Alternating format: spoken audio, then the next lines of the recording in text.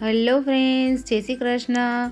મહાશિવરાત્રિ નજીક આવી રહી છે અને તમે પણ વ્રત અને ઉપવાસ તો કરતા જ હશો।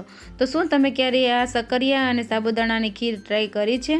જો ન કરી હોય તો આ મહાશિવરાત્રિ ઉપર ચોક્કસ ટ્રાય કરો। સાબુદાણા અને સકરિયાની ખીર બનાવવા માટે આપણે અડધો કપ સાબુદાણાને ઓવરનાઇટ પલાળી લીધા છે। દાણો આ રીતે સરસ પ્રેસ થઈ જાય તે રીતે આપણે તેને પલાળવાના છે। અને 4 નંગ સકરિયાને પણ આપણે સ્ટીમરમાં બાફી લીધા છે। સકરિયો અંદરથી એકદમ સરસ સોફ્ટ થાય તે રીતે આપણે તેને બાફવાના છે।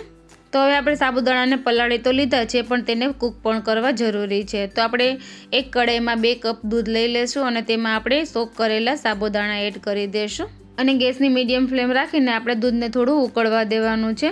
અને સાથે સાથે આપણે સાબુદાણા કૂક થાય ત્યાં સુધીમાં આપણે સકરિયાની પણ પ્રોસેસ કરી લઈશું। તો સકરિયાની આ રીતે છાલ કાઢીને તેને આપણે કદ્દુકસ કરવાના છે।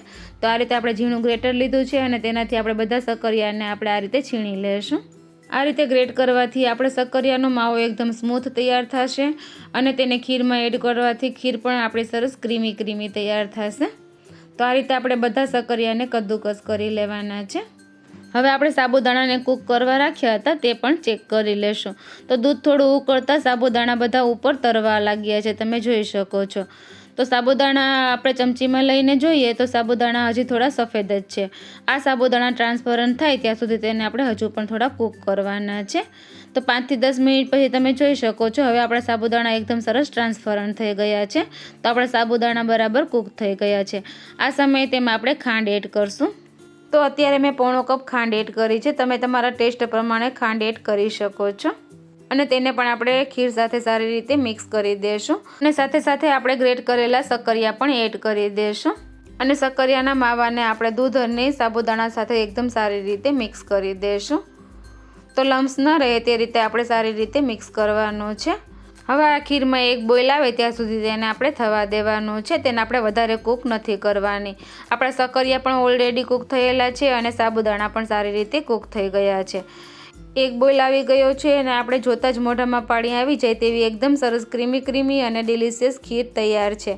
અને ખીર તો ઘી વગર અધૂરી જ છે। તો આપણે 1 ચમચી ઘી એડ કરશું અને મનપસંદના ડ્રાયફ્રૂટ એડ કરશું અને તેને પણ સારી રીતે મિક્સ કરી દેશું અને આ ગરમા ગરમ ખીરને આપણે બાઉલમાં સર્વ કરી લેશું।